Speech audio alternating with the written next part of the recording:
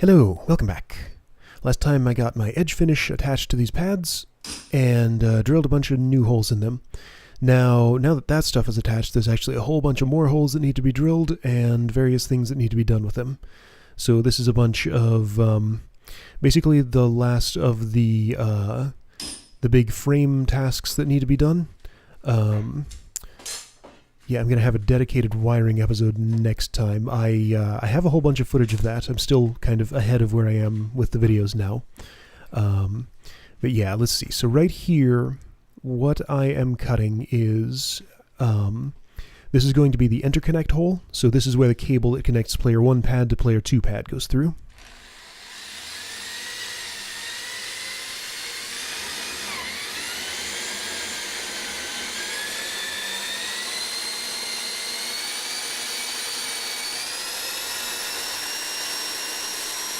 I forget what size this hole saw was. I think it was just over an inch diameter. Still takes a while to go through plywood.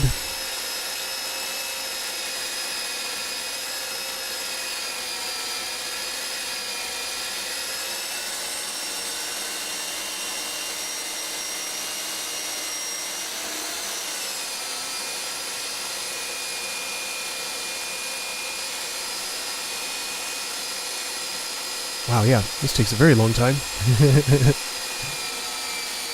think this is the only one I show in real time. I can feel when I get to the end of it and have taken a plug out of the plywood and am in the 2x3, so just, I don't know how to describe it, but it just feels different, I can tell. So those hole saws kick up a lot of sawdust, for one thing. Take a little circular plug out of the wood that they go through, which then needs to be removed from the bit. I unplug it for safety, just because I don't want that drilling as I'm doing this.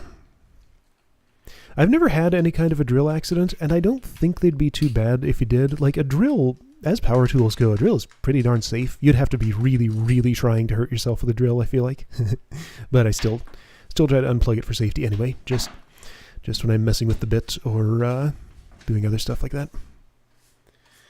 So a whole lot of sawdust. That's gone through the edge finish there, but that's not the only hole I'm drilling there. So this was kind of a complicated one. What I needed here was actually a sort of oblong kind of hole, and I wasn't quite sure for a while how to cut that. Best I could do was 2 circular holes next to each other, and then I sort of saw in to take out the pieces in between. So that it ends up with kind of like a capsule shape.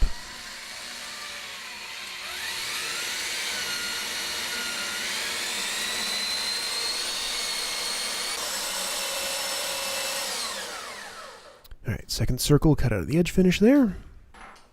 Plug's gotta come out.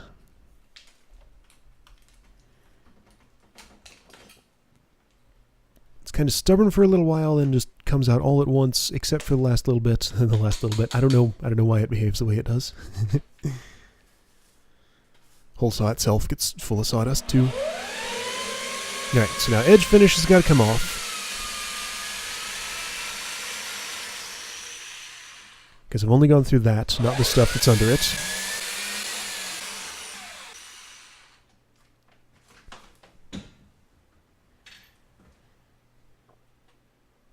Big pile of sawdust under there in both holes.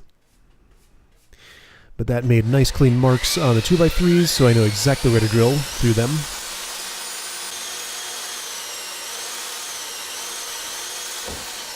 Unfortunately, that happens kind of violently at the end every time. It's not really a problem, but it's a little jarring, and there's not much I can do about it, because I have to put a lot of downward pressure on the thing to keep it going. I guess I could put some sort of backstop in there or something. I don't know. That thing was very hot. Didn't want to touch it too much. All comes out at once. So now, something a little funny happened with this second hole that I did not realize until much later. Look at that screw on the base plate right there. As it turns out, that actually intersects the hole that I'm drilling here.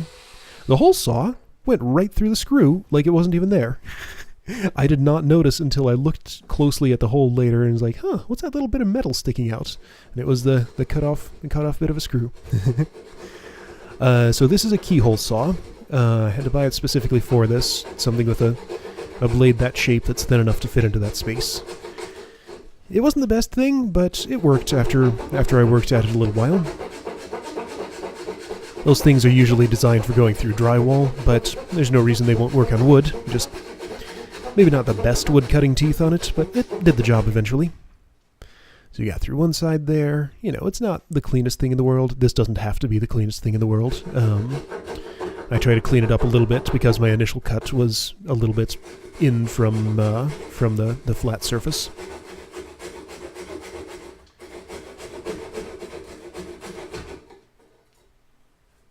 So that's clean enough for what it needs to be. Other side, same thing.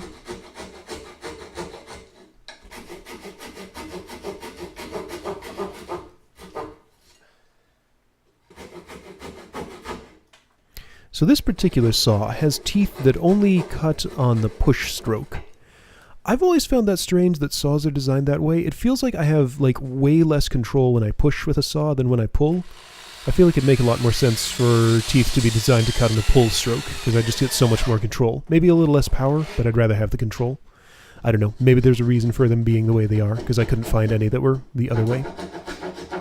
So edge finish goes back on, gets the same hole cut out of it. Squeak! Gets cleaned up pretty much the same way. Plywood's a little bit more stubborn, because there's more stuff packed into the space.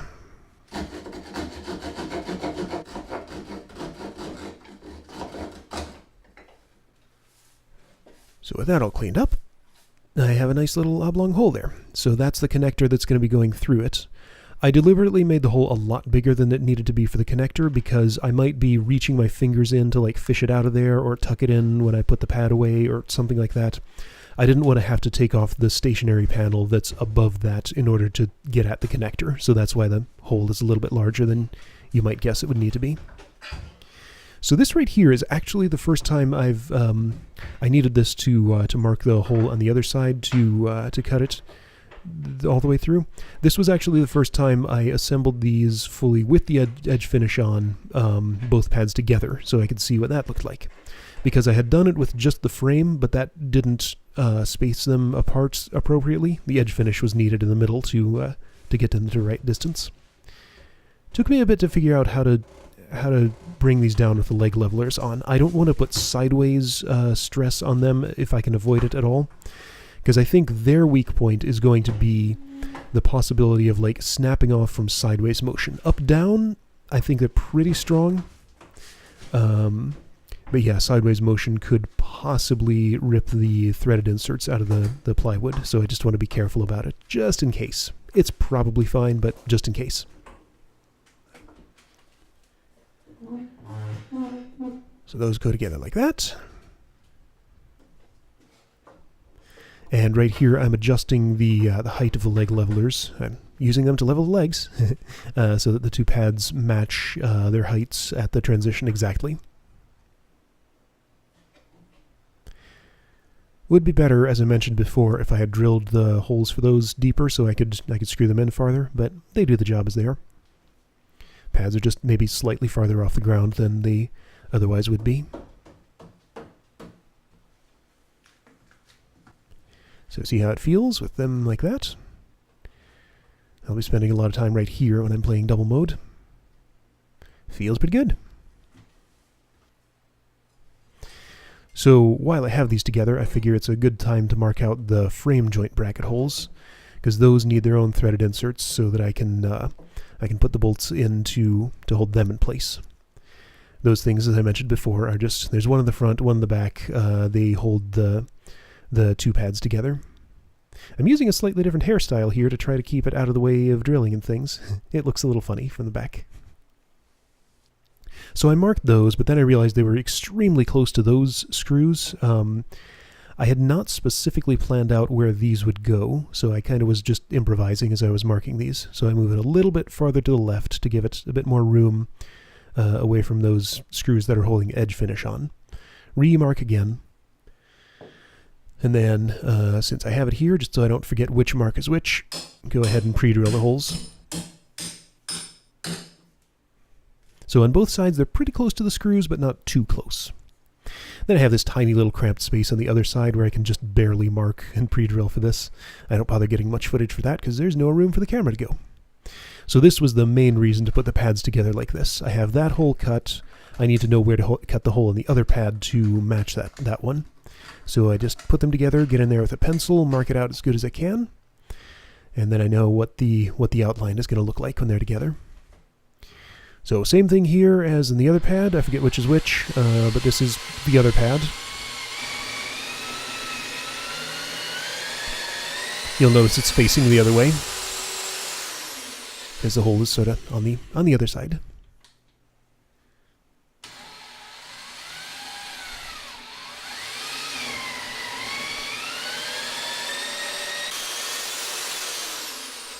So exact same procedure, cut the two holes in the edge finish, take out the screws, remove the edge finish, clean off the sawdust and stuff, and keep drilling. And I had the exact same problem with the screw. You can't see it this time, but on that second hole that I drill on the other side, or actually no, it's this one right here, I wasn't sure quite what was going on there. It kind of stopped a little bit. I think this was exactly the moment when I was sawing through the screw. But it still just did it, and it was fine. I have a picture of what that looks like. I guess I'll put it up here so you can see. So, other hole. Clunk. I controlled that a little better than the others, but it's still hard to control it perfectly. Keyhole saw takes out the middle part. Edge finish back on. So at some point in here, I noticed that this particular piece of edge finish was missing two screws in it. I mentioned this at the end of the last video. I guess this is where I got the footage for it. So I take this opportunity to drill those last two holes.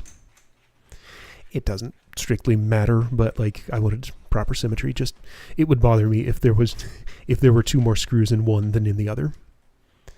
So that's how I position the drill bit. I have the screw there as a reference. I just pull it out until their lengths match, and then tighten the thing down.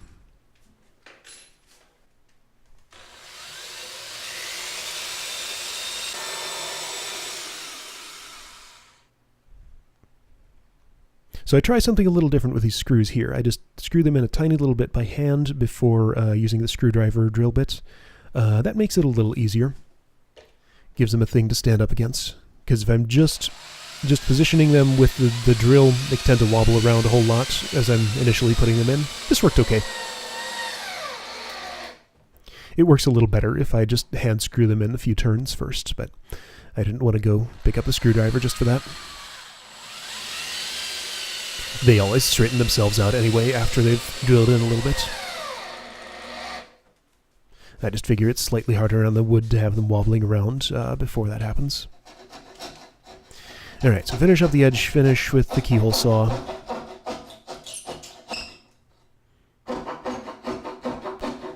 That one came out all in one piece. I made a little bit of a mess of this hole, but again, it doesn't really matter. It's not a particularly externally visible part, only when the pads are apart from each other, which will not be most of the time. Hole just has to line up and function as letting the wire through with a big connector on it. It's a 10-pin connector that goes from the UHID to all of the sensors and LEDs on the other pad. Yeah, like I said, I'll be going through all the wiring next time.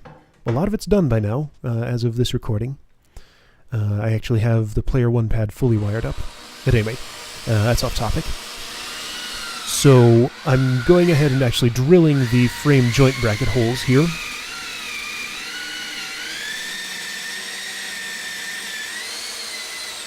Again, these were kind of in a funny spot that I didn't really plan specifically for ahead of time, so that was kind of chewing up the very top of that 2x3 in there.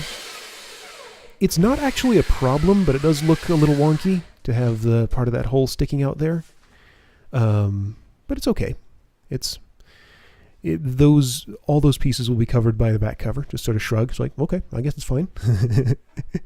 Might as well just continue. So this drill bit I'm using here is very speedy. It's called a Speed Bore, I think is the brand name. At the very tip of it, it has basically the tip of a little self-drilling screw, so it kind of propels itself forward with more force than a typical drill bit. It was actually a lot of fun to use. I liked it. It clogs up with sawdust very quickly, though.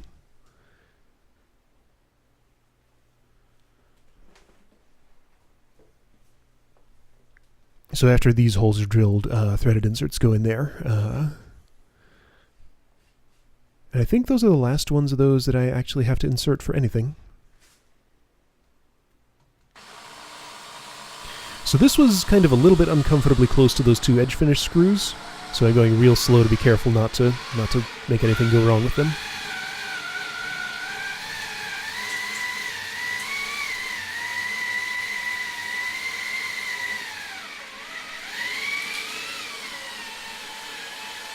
You can see that chewing up the wood in there. Yeah, so I was close to the screws, but it wasn't close enough to be a problem. I was just far enough away.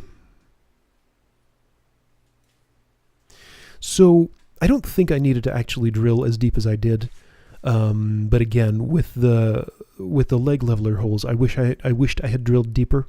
So I figured it was better to go deeper than to not go deep enough. Because once the threaded inserts are in, I can't drill around them. I would have to take them back out, and that's a major pain.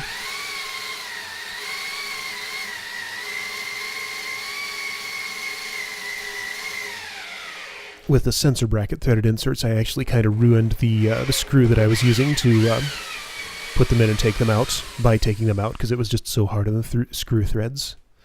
I just do not want to have to take those out if I can possibly avoid it.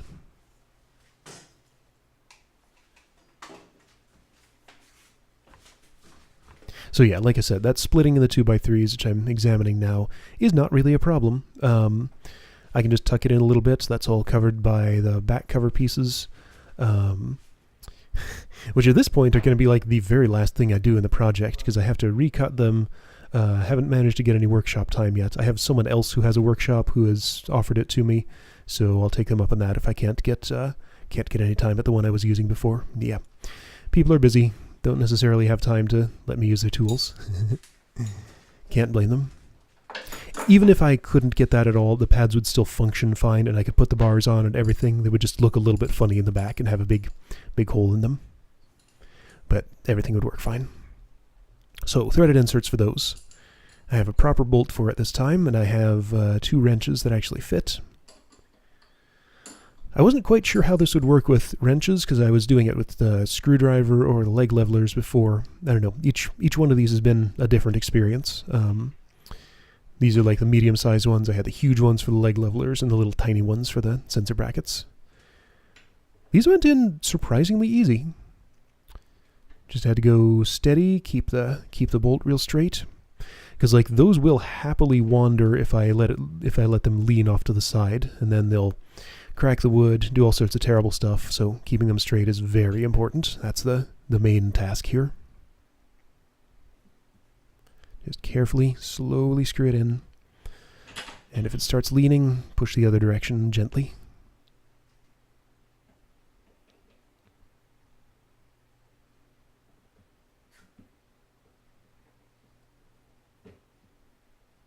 But yeah, once those got going, they're nice and smooth.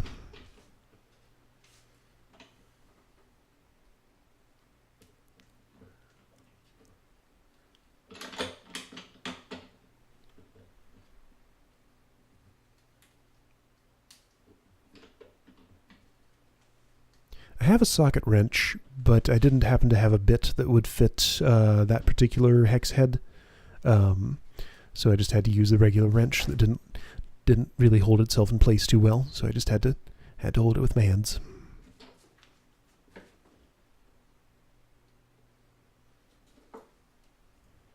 So adjustable wrench goes on top just to hold that in place, so that I can loosen the nuts down there with the fixed wrench. having a fixed wrench for this is much better than just doing everything with an adjustable wrench. Adjustable wrenches are just such a huge pain if you have to use them more than a time or two. Whoops. Alright, so that one's installed nice and clean.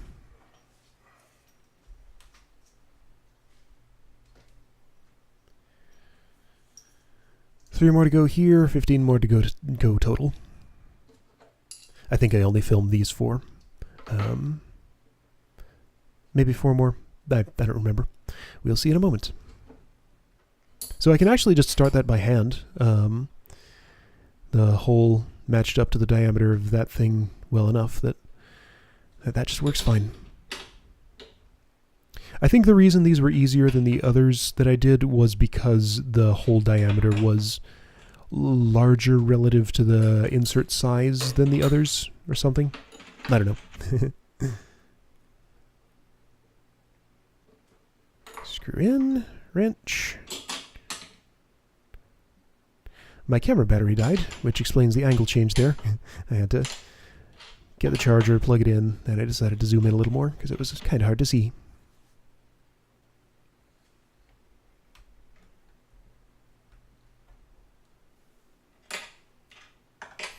So again, you can see how close those are to the screws, but they're not touching them, so as long as they're not touching, it's fine.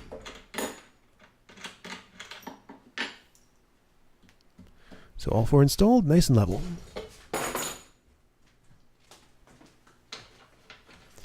So these were the bolts that I was planning to put in there. What I discovered, though, is the ones that I have are actually too long. Even though I drilled past the point where... Actually, yeah, why was that? I drilled way past the point where that was. Those should have worked. Much shorter ones. But for some reason, they were... Huh. Maybe that was clogged with sawdust and I actually didn't need any shorter ones. I've picked out the bolts that I'll be using there. I think they are slightly shorter than that. Yeah, anyway. So that's approximately how that'll go on. Of course, there'll be another pad on the other side. Those go in just like that. I have some washers for them too. I forgot to put them in for this demo.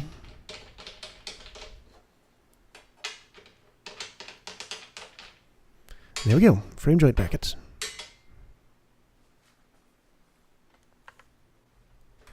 So the next thing here, this is unique to the Player 1 pad. I need a hole for the USB cable to come out of. So I'm using the frame joint bracket approximately where it would be just to make sure I have enough room next to it. Same size drill bit is drilling these holes as did the holes for the inserts there. Let's see, yeah, I guess this is the other pad here because I installed those inserts. This is the other side of it now. So a hole goes there.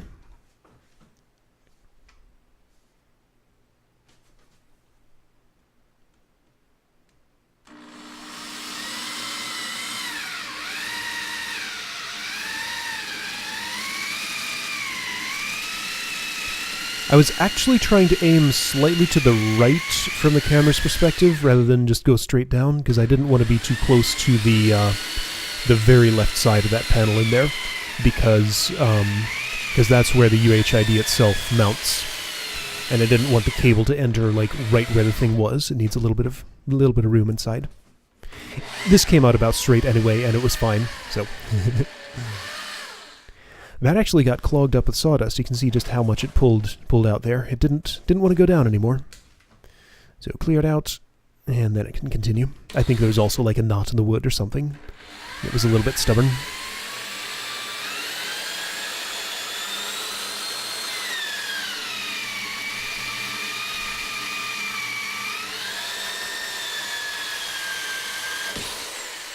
And that's another one that plunks in there pretty violently.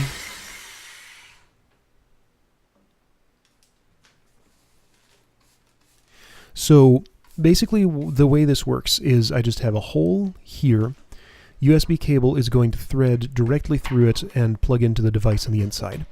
I thought of a few other methods for this. I actually got some mountable female USB ports that I was planning to use so that I could just put a USB port on the front of this and plug a male-to-male USB cable in there.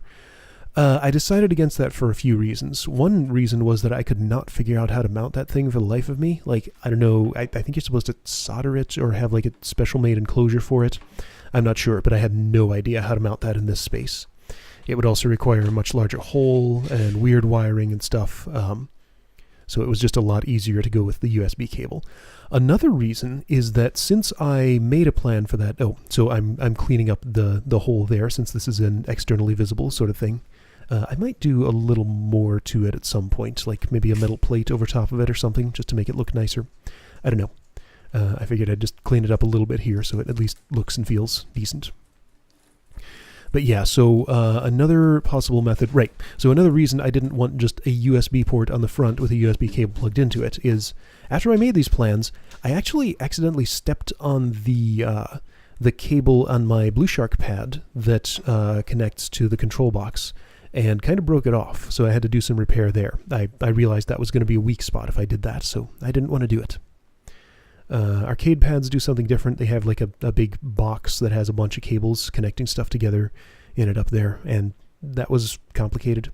So just a simple cable going in. If I accidentally step on it, it probably won't do much damage, and should work just fine. So right here, I'm installing a few of the dowel pins that I talked about that are for holding the sensors in place. For some reason I was dreading doing this, but it actually was like super simple and easy and quick. No problem.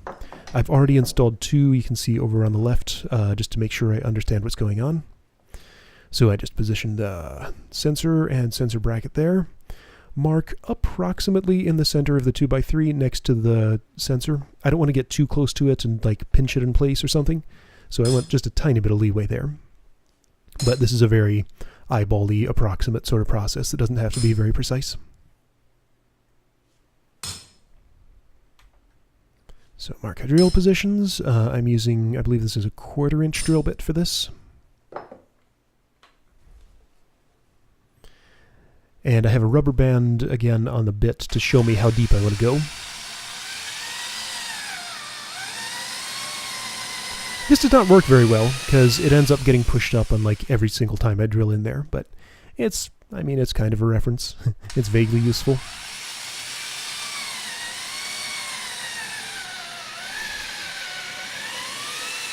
Because that definitely sunk in more and pushed the rubber band up. I've tried also like marking drill bits with a Sharpie to gauge depth. That doesn't work extremely well.